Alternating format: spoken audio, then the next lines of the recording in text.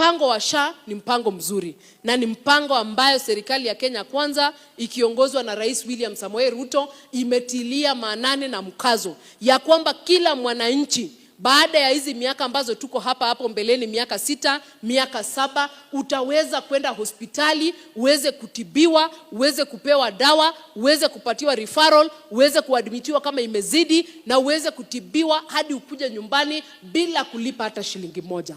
Tuko kwenye barabara ya kuelekea pale. Shida ile tuko nayo kidogo ni mambo ya kulipa. Ya kwamba tukiongea siku ya leo, watu ambao wameregister kama members wa SHA ni watu milioni 22. Lakini watu ambao wanalipa SHA, ile inaitwa payment ya kila mwezi, wale wameandikwa kazi na wale ambao wanalipa kwa privately, ni watu milioni 3 peke yake. So pesa ya watu milioni 3 ndo inatibu hao watu milioni 22 ambao wamejiandikisha.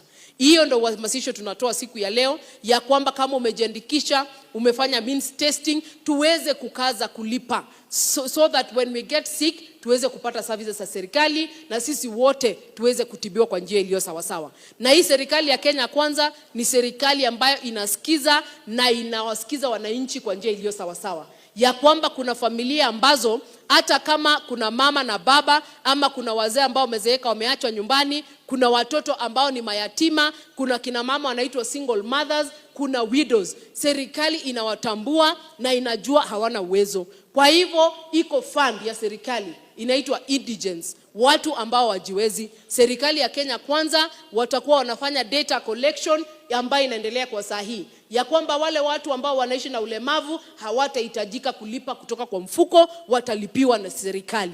Wale watu ambao ni wazee, wakongwe, wale ambao hawana mtu, hawatahitaji kutoa hizo pesa, watalipiwa na serikali. Kina mama ambao bwana zao walifariki wataweza kulipiwa pia, na watoto mayatima wataweza kulipiwa under program ambayo inaitwa indigents, wale ambao hawajiwezi. Sio ni serikali inajua kitu inafanya kweli?